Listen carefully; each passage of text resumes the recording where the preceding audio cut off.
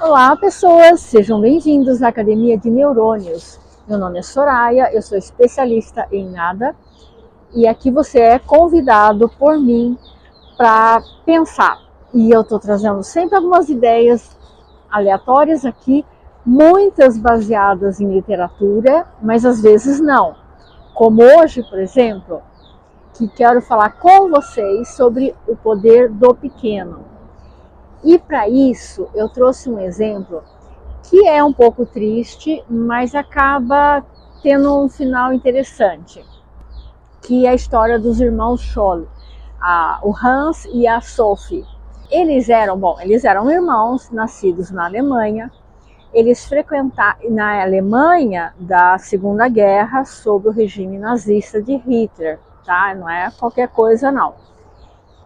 Eles, principalmente a Sophie, quando jovem, ela frequentou a juventude nazista e eles tinham todos nessa época o nazismo não era ele era um regime que tinha fundamentos sociais.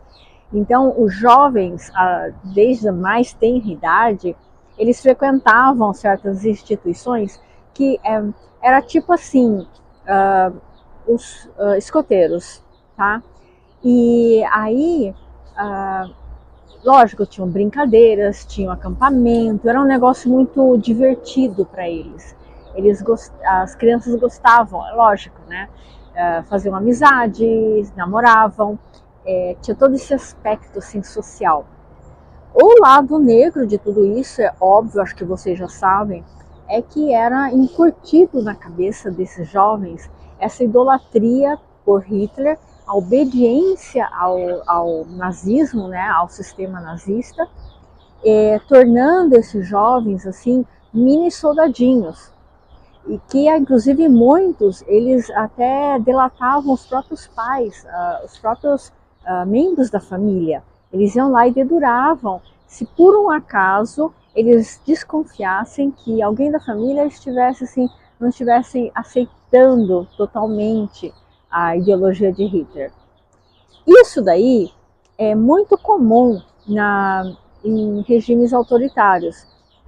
Não há possibilidade de você contrariar e de você discutir qualquer assunto assim que não seja concordar com os líderes. É uma seita praticamente. E a Sophie, eu não apurei, mas eu acho que o Hans também, porque na época era obrigatório essa convivência com a juventude nazista, nos grupos de juventude nazista. Mas enfim, eu tenho certeza que a Sophie, ela frequentou esses acampamentos, esses grupos, mas a vida da família deles, dentro, né, do núcleo familiar, eles tinham assim uma grande liberdade de conversa e os laços familiares eram muito fortes. E isso daí deu a eles, tanto a Sophie quanto ao Hans, um senso crítico muito grande. Quando começou a ali estourar realmente a guerra, as pessoas irem para o campo de batalha, a verem as invasões e as deportações de judeus para os campos de concentração, tudo isso, a Sophie e o Hans, que eles tinham um espírito crítico, né, desenvolvido, eles começaram a ver que isso aí tinha alguma coisa errada, que não era bem isso que deveria ser feito. E se construiu dentro deles e de um grupo de amigos a ideia de se fazer um levante contra isso daí, tá?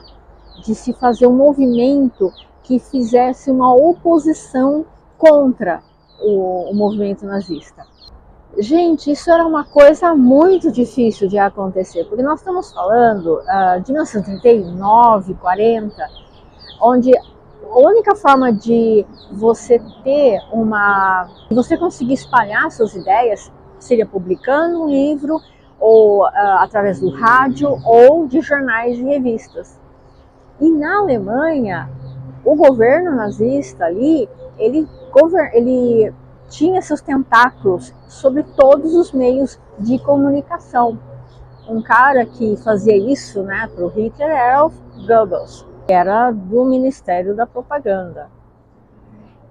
Portanto, qualquer pessoa que quisesse divulgar a ideia contra o governo teria muita dificuldade. E o que esses jovens pensaram? Eles começaram a elaborar alguns manifestos que seriam panfletos divulgando ideias, falando contra o regime. E eles datilografavam, faziam cópias no mimeógrafo e colocavam no correio, porque era a única forma de se divulgar, correio, papel. E enfrentavam com isso muitas dificuldades. Primeira coisa, em plena guerra, e nós estamos falando que esse movimento começou em 1942, que é bem no meio ali do fogo queimando ali, papel era um item difícil de você comprar, muito mais em grande quantidade, se você quisesse, né, alcançar muitas pessoas. Outra coisa que era difícil, você achar uma máquina de escrever. Sim, você tinha que escrever ou à mão ou numa máquina de escrever. Que todas as máquinas eram catalogadas pela polícia, Gestapo, que fazia assim uma lupa vigiando a sociedade. Por quê? Dava para identificar através do tipo de máquina quem tinha escrito este ou aquele texto. Portanto, se eles queriam escrever alguma coisa contra o governo, seria muito fácil de serem encontrados. Então vamos lá, gente. Esses jovens, e não foi só os irmãos Scholl, né? Tinham mais alguns jovens junto com eles, me parece que era em torno de 6 ou 7. Então eles tinham que arrumar uma máquina de escrever, arrumar um mimeógrafo para fazer as cópias, envelopes em grande quantidade, selos, e ainda por cima eles tinham que despachar essas cartas em locais diferentes para não serem rastreados.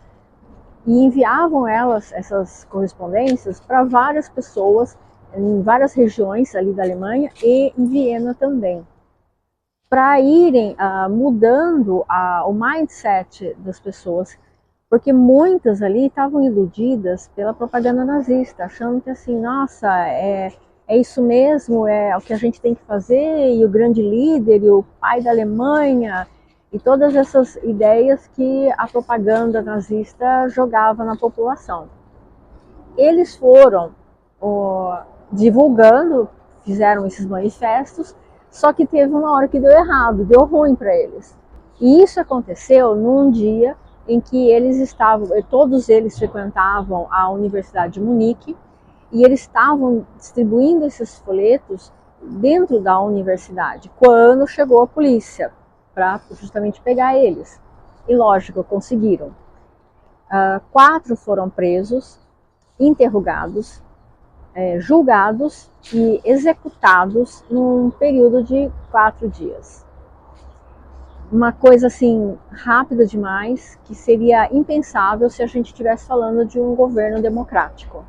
E não só os jovens, mas a família da Sophie e do Hans também foi presa, os pais foram presos. Mas aí depois foram liberados. Aí que entra o poder do pequeno. Foram só milhares, não chegou a 10 mil folhetos que eles conseguiram enviar para a Alemanha. Não se conseguiu divulgar muito as ideias, até por causa da própria repressão policial, a repressão social que a Alemanha vivia naquela época, e eles conseguiram abafar o caso desse movimento da Rosa Branca até o fim da guerra. 6 jovens foram presos ali no dia mesmo. O grupo do movimento Rosa Branca tinha um pouco mais de 10 elementos que participavam. Na verdade, no dia, 6 foram presos e o grupo todo tinha um pouco mais de 10 pessoas. E tudo isso, então, ficou acobertado. Como o movimento nazista era muito forte dentro da Alemanha, eles soterraram tudo e esquece, bola para frente. Só que o que aconteceu?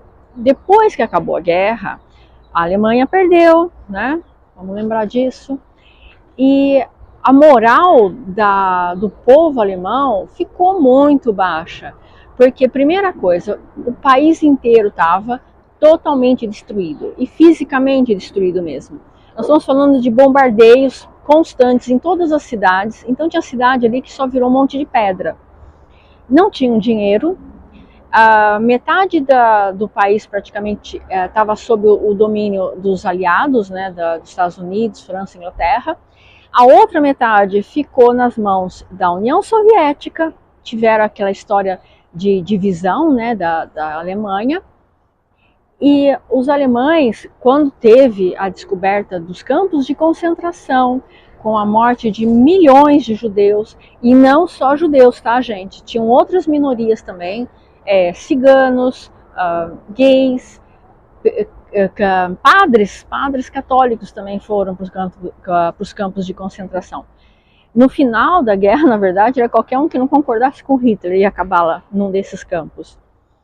E o horror que se descobriu ali trouxe uma nuvem negra sobre a moral do povo alemão. E o fato de depois se descobrir o movimento da Rosa Branca e outros movimentos de resistência contra o nazismo, e também histórias, né, de pessoas, de alemães, que se esconderam judeus em suas casas, ou mesmo salvaram judeus de serem levados para campos de concentração. Essas histórias foram sendo juntadas e trazidas de novo à tona, à luz, né, para dar uma moralizada para o povo alemão, porque vamos combinar, né, os coitados estavam se sentindo assim as últimas criaturas do planeta. E isso mostrou que, na verdade, não eram todos os alemães. Inclusive, um dos participantes do movimento, um russo chamado Alexander Schmorell, ele era russo e foi recentemente canonizado pela Igreja Ortodoxa Russa, em 2012, exatamente pela bravura que ele demonstrou. Porque esses jovens, eles tiveram muita coragem, não só em tentar desafiar a própria instituição que estava ali, como também de suportar as penalidades, porque eles foram condenados. Jovens de 21, 22 anos, gente, pensa nisso, tendo a sua vida acabada ali por conta de seus ideais. E aqui eu quero fazer uma ressalva, porque o que aconteceu? Como eu falei, eles conseguiram fazer alguns milhares de panfletos apenas. Poucas pessoas da época foram impactadas pela ideologia que eles estavam tentando ali contra o regime, né? E quem era o master popular da história? Era Hitler, que tinha milhões de seguidores e tinha fama e tinha todo o arsenal de propaganda do lado dele. Isso que eu quero colocar, que às vezes não é aquela pessoa que tem milhões de seguidores e likes que é necessariamente a pessoa certa, ou que ela esteja certa, ou que as ideias dela estejam certas. Apenas ela tem mais popularidade. E o que vai persistir ao longo da história? Os valores corretos, a verdade e aquilo que é bom para a humanidade. Que justamente foi o que aconteceu com a Rosa Branca, que apesar de na época eles foram soterrados, esquecidos, entre aspas, né? Quando acabou a guerra, eles voltaram à tona e estão aí, e são lembrados até hoje. Lógico que aqui no Brasil essa história praticamente ninguém conhece, mas na Alemanha eles são muito lembrados, são muito reverenciados pelo que eles fizeram, pela coragem que eles demonstraram. E se vocês ficaram curiosos sobre esse assunto que eu estou trazendo aqui, tem esse filme aqui, inclusive ele está disponível no YouTube, acho que para comprar ou para alugar, tá? Tem também aqui no YouTube o vídeo da Cláudia Tomevich, que ela é a biógrafa da Amélia, a segunda esposa de Dom Pedro I. Mas o que aconteceu com a Cláudia? Ela morou lá em Munique, morou na Alemanha, ela fala alemão, e por ter essa facilidade, essa proximidade com a história alemã, ela gravou um vídeo que eu achei bem interessante que ela traz várias informações ali sobre os irmãos Scholl e sobre as experiências que ela viveu ali quando foi visitar Munique e as experiências que ela teve com pessoas que eram sobreviventes ali da Segunda Guerra Mundial.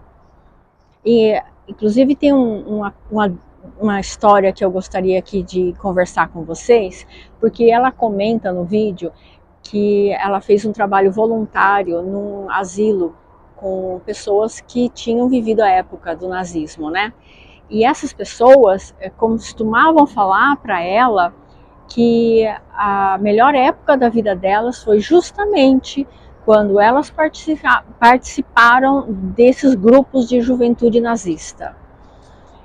E para mim isso é algo extremamente cruel, porque pensa, como eu falei lá no começo, haviam esses grupos tipo escoteiros, né?